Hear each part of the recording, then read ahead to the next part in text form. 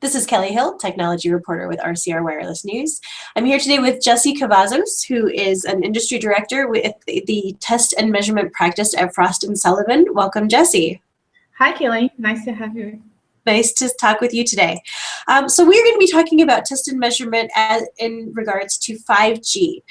And I'm wondering if you can help us out with a little bit of understanding of the role that test and measurement companies will play in the development of 5G.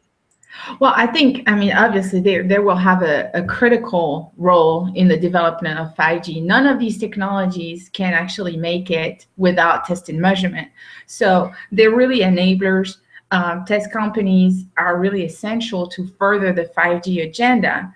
And then beyond that, they can also help accelerate the transition of 5G technologies with hardware and software tools that basically accelerate the move of these technologies through the life cycle from concept to commercialization and then to deployment. Okay, great. So what do you kind of expect 5G to look like, or what do you think some of its major characteristics will be? There's a lot of discussion in the industry right now on that, and I'm curious as to what your perspective is. Well, 5G actually spans a lot of dimensions. We have speed, capacity, the number of devices. We're talking about a data rate that is 100 times the typical data rate, 1,000 times the capacity per square kilometers, and then latency under 1 millisecond. And then also significant energy savings and cost reduction. So when I look at that, what I take for now as far as the major characteristic for 5G would be a speed increase to 10 gigabit per second, which is 100 times that of 4G. Latency or delay down to 1 millisecond compared to 10 to 15 milliseconds today. 1,000 times the bandwidth, 10 to 100 times the number of connected devices. When we look at how many devices are currently connected to the wireless cellular infrastructure, there are about 6 billion of those devices. We're looking at this number to increase to 50 to 85 billion by 2020. That's significant. And then in terms of the other major characteristics, I would say there's an increasing reliability with 100% coverage and 5.9 availability. And then from the energy perspective, that would be a 90% reduction in energy. So that, so far, that's what I would say would be the major targets, 5G characteristics. Okay. And, when I look at the networks that we have today, we're just starting to get into what is, I think, really LTE advanced in terms of, we're starting to see some two-component carrier aggregation in some networks in some places. Is it too early to address 5G? I don't think so, no. I think there is a strong commitment by many mobile network operators to move to 5G. And the timeline, if you look at previous generation of cellular technology like 4G and 3G, it's very much aligned. Historically, we've witnessed a generational change about every 10 years.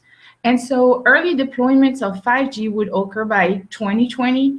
Now, this may seem like a long time because we're in 2015. But it's really not, considering the complexity of cellular standards in general, and certainly 5G technologies has a number of technical challenges. If you look at massive MIMO, for example, it involves a significantly higher number of antennas compared to today's MIMO systems. University put together a real-time massive MIMO system prototype with 100 antennas, and we're looking at MIMO systems having even more antennas in the future. That has some significant challenges from an acquisition or aggregation standpoint, signal processing standpoint, and also a sheer synchronization standpoint, because clock distribution is a major challenge.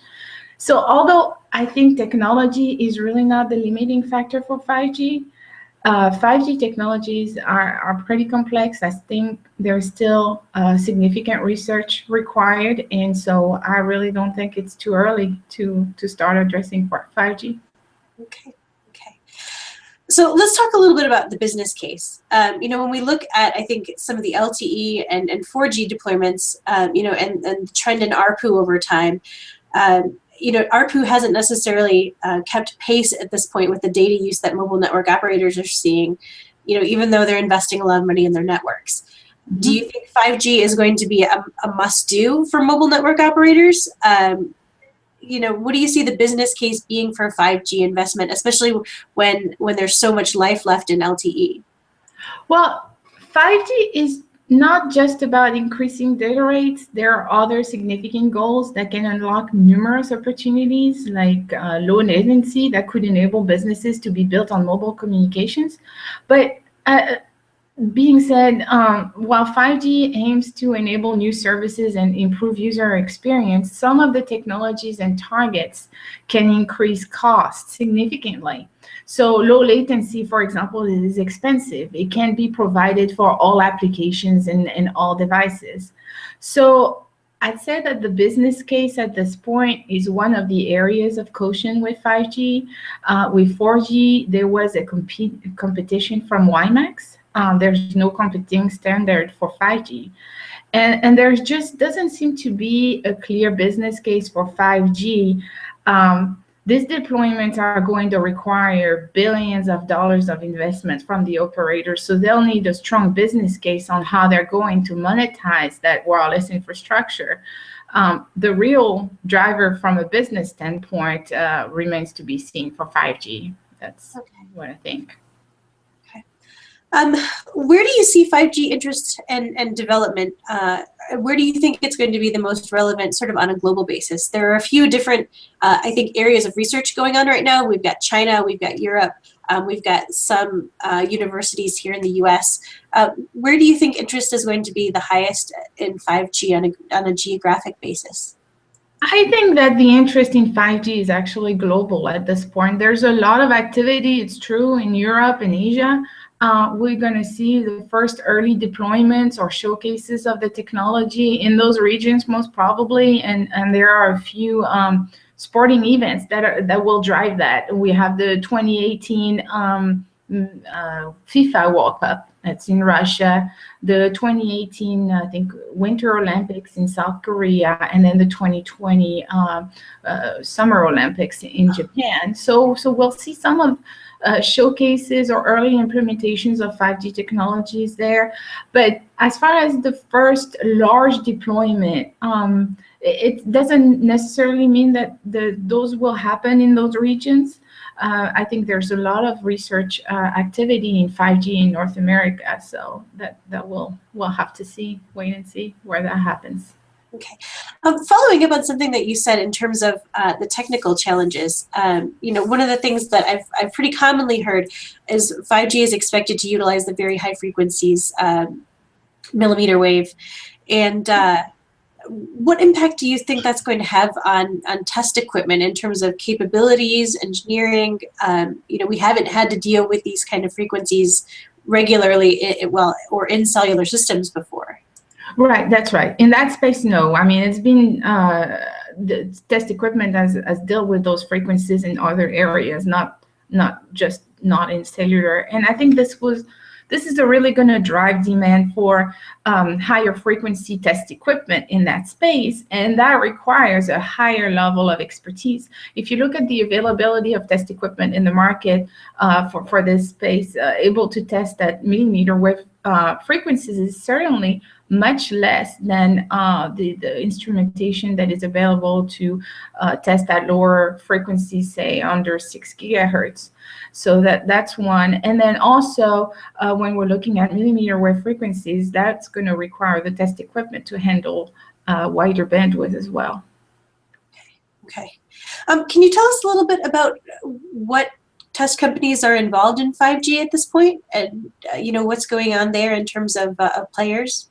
So you'll see the the kind of the usual suspects, what I would say, the people that are the Keysight Technologies, the National Instruments, Rohde and Schwartz, and Enritsu are definitely some of the test companies that are involved in research activities. They're part of the different forums, the 5G Innovation Forum in Europe, or involved with many universities like NYU Wireless here So these are some of the companies that, you know, have been on the forefront of R&D for all cellular or previous cellular technologies, and you're seeing the same companies in that space now. Great. Well, Jessie, thank you so much for your time today. I've been talking with Jessie Cavazos, who is Industry Director in the Test and Measurement Practice at Frost & Sullivan. Jessie, thank you. Well, thank you, Kelly.